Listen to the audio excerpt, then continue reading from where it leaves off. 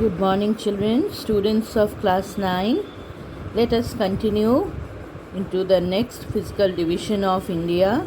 I think you all are preparing for the periodic test, and I have included till plateau region because till that much it will be easy for you to revising, and I have given all the questions as MCQs. So go through each line very well so that you can answer the questions very easily.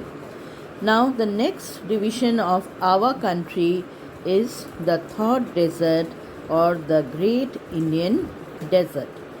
But before that, let me tell you that you will be surprised, children, that India has 3 deserts within its territory, and also those areas extend into the adjacent countries of the world. Now, the first division is the cold desert. Here you have studied in class 8 that there is the cold desert of Ladakh, which lies in Jammu and Kashmir. And this is the area which has several glaciers, which is the area where we have the highest battlefield of India, that is the Siachen glaciers, and this is a very rugged terrain. Life is very difficult here because of lack of availability of water in this area. We say it as a desert. The second area is this one, that is our hot desert or the Great Indian Desert, which is also known as Marusthali. It is the world's 17th largest desert. 17th. So this is the desert which we will study today, and the third desert of which I was talking is the salt desert. Here we have a salt desert which is known as Rann of Kutch. R-A-N-N, Rann of Kutch. Now this desert is occupied by areas of salt. It is totally covered with salt. So this salt desert is the third desert of our country. So the cold desert of Ladakh, the hot desert of our western Rajasthan, popularly known as Marusthali, and the third one is the salt desert of Rann of Kutch.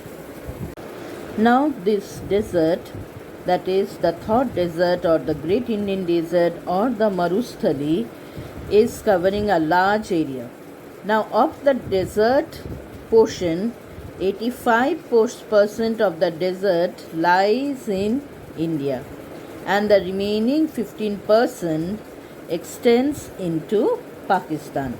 So of the desert area covers a huge area covering both India and Pakistan. 85% of the area lies in India and 15% of the desert land lies in Pakistan. So this desert area, that is this 85% of desert land, covers 5% of total geographical area of India. It covers 5% of total geographic area of India. So it is an important physiographic division of India because it covers 5% of total geographic area of India. And you will be surprised, children, that this desert land not only lies in Rajasthan but also it extends to the neighboring states here, because it is not bounded by any political boundary. So a part of it extends into Punjab, a part of it extends into Haryana, and also it extends into Gujarat. That means it is lying in this way. It is covering an area in this way. So a part extends also to Gujarat. So Rajasthan is the state which is having the maximum area, under desert, but also it is extending to Punjab, Haryana and Gujarat. So the desert extends into Pakistan, as I said, and here it is not known as Thar desert. Here it is known as Cholistan desert. Here it is known as Thar desert, Thar. But here this side it is known as Cholistan. It is known as Cholistan desert. So Thar is the name given to the Indian side and Cholistan is the name given into the Pakistan side. So the Thar desert is bounded by the Aravalli range here. In the eastern side there is the Aravalli range. Now this Aravalli range borders it not only in the eastern side but little bit in the northeastern also, because it extends in this way. So it borders in the eastern as well as the northeastern side. Here we have the great Ran of Kutch of Gujarat. As I said, it is a salty area which lies to the south, and here we have the Indus Plain, the alluvial soils of Indus Plain in the northern side and in the western side. In this area the river Indus is flowing. The river Indus is flowing in this way. So the river Indus here has formed the western boundary. So the alluvial sands of river Indus is there, forming the western boundary of Thar desert. So in the eastern boundary we have the Aravalli range. The southern boundary we have the salty land of Great Ran of Kutch, and in the western side, northwestern side, we are having the alluvial lands of the Indus Plain, which extends into Pakistan. Now this desert area is occupied by sand dunes. The western portion is occupied by large areas occupied by different types of sand dunes, but the eastern side is generally rocky.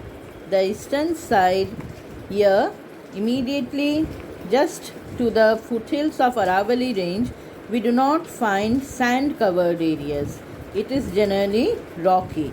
The sand covered areas is generally in the western portion, which is occupied by sand dunes of different sizes, and the only major river, of course there are several small rivers, the only major river here is the river Luni.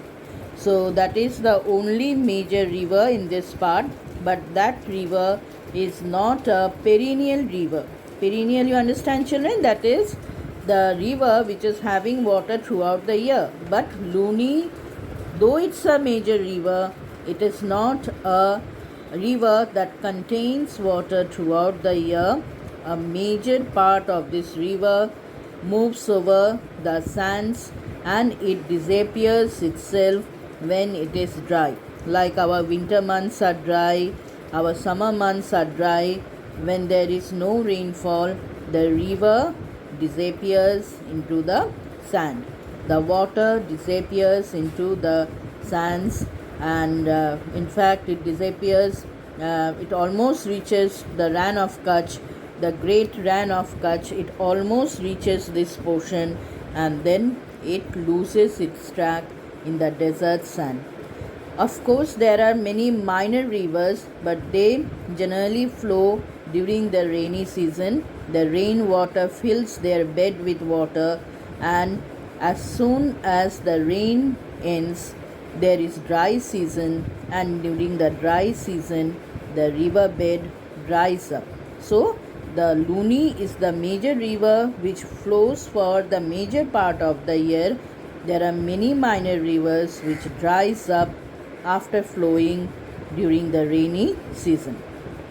Apart from that, children, there are many salt water lakes. There are small lakes of water and as the soil over there is very saline, it contains lot of salt, so the water gets evaporated and the salt that is deposited is extracted by us, is utilized by us. So there are many small lakes over here in this part of the desert land. In different parts of the desert areas there are many salt lakes, like one of them is Didwana salt lake, which is very common, and there are many small salt lakes in these areas, smaller size lakes.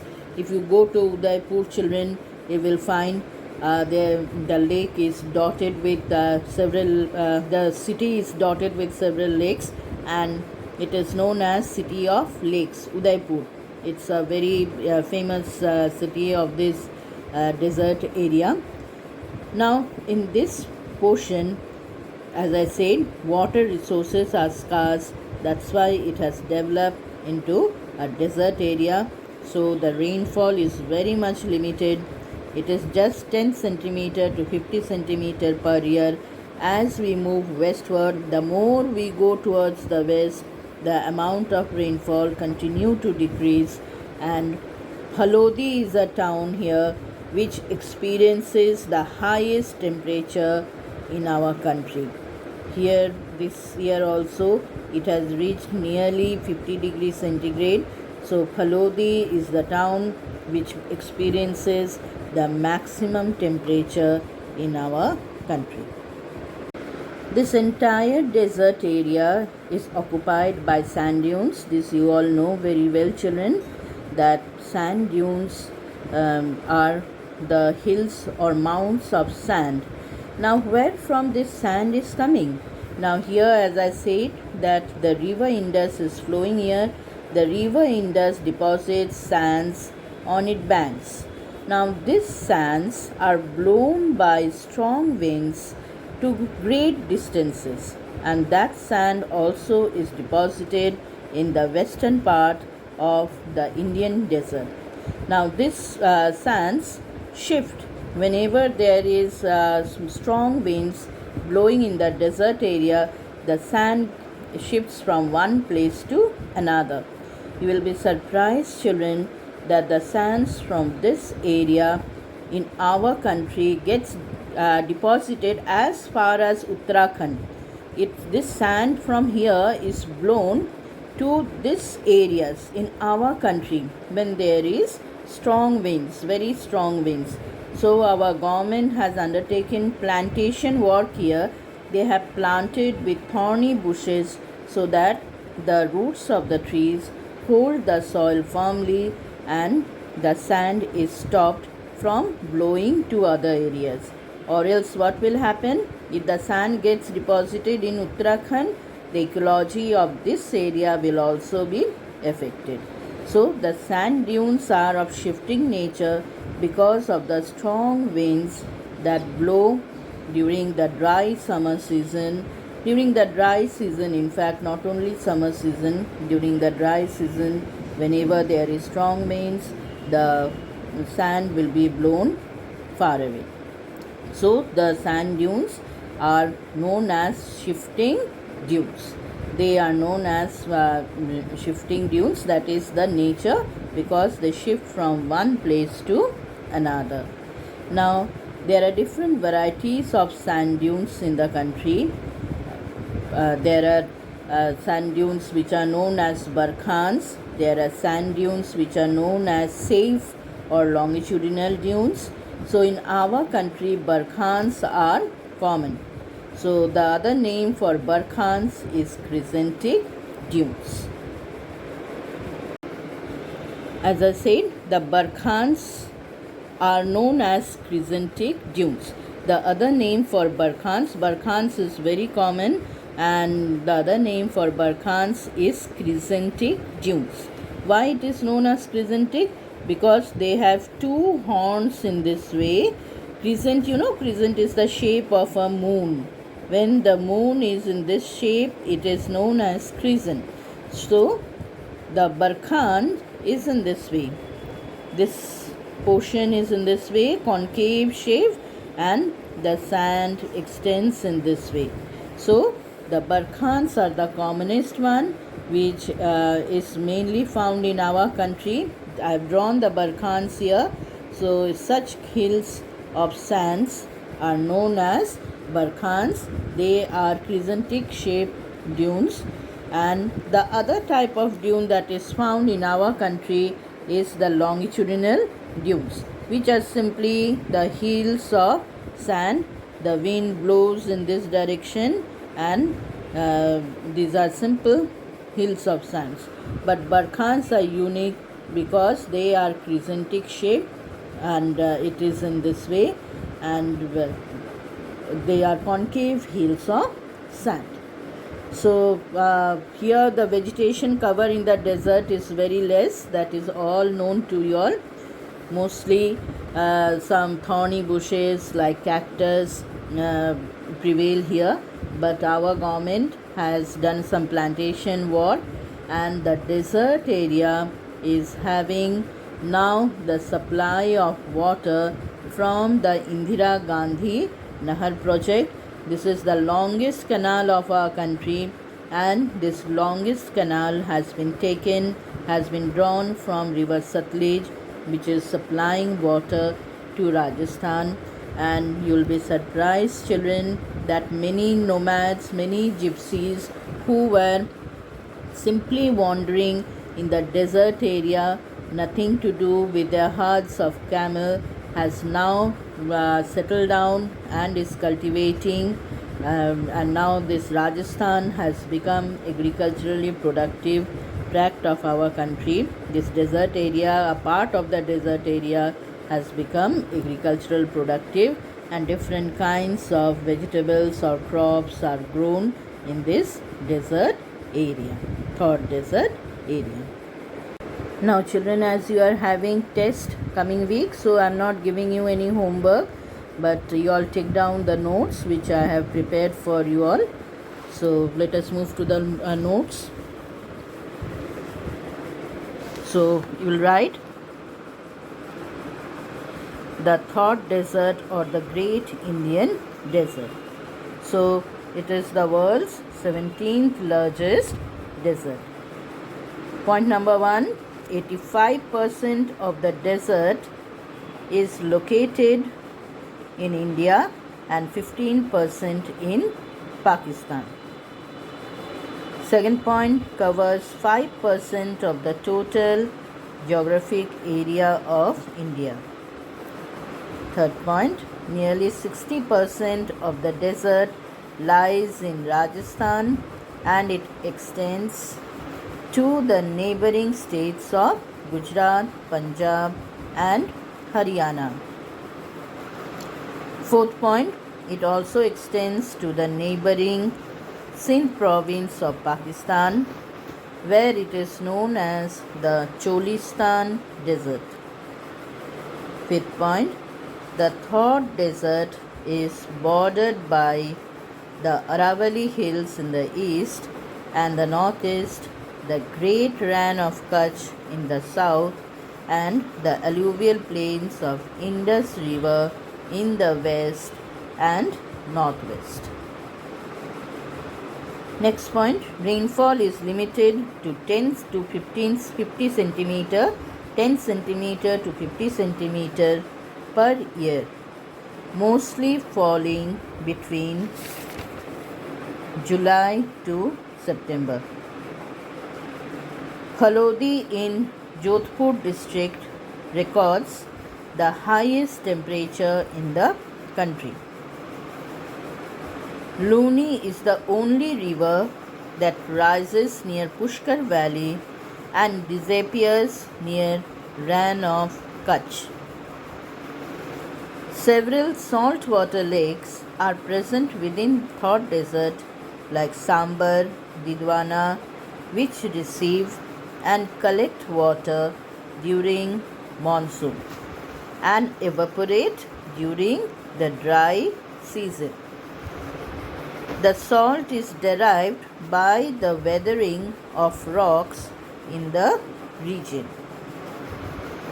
Most of the desert is occupied by huge shifting sand dunes that receive sediments from the alluvial plains and Gujarat coast. The dunes shift due to strong winds blowing in the summer season. There are several types of sand dune in this desert area. The commonest ones are barkhans or crescentic dunes, which are common in India, and longitudinal dunes or shapes. The eastern part of the desert is rocky, whereas the western part is covered by sand dunes. Some short seasonal streams originate from Aravallis, which support agriculture in some fertile patches called Rohi.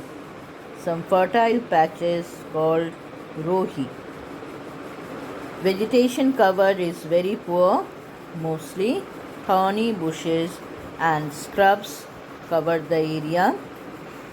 Now, the longest canal of India, the Indira Gandhi Nahar, taken from the river Satluj, is supplying irrigation water to Rajasthan and has converted a large part into agriculturally productive tract. So children, that comes to the end of the Indian desert notes. Now you will simply compile the notes. I will send you snapshots of the notes once the time for video is over. I will send you the snapshots of the notes as well as the picture of the dunes. Thank you children. Study well and prepare earnestly for your periodic test. This will be your major test till now in this session. Thank you children. Have a nice day.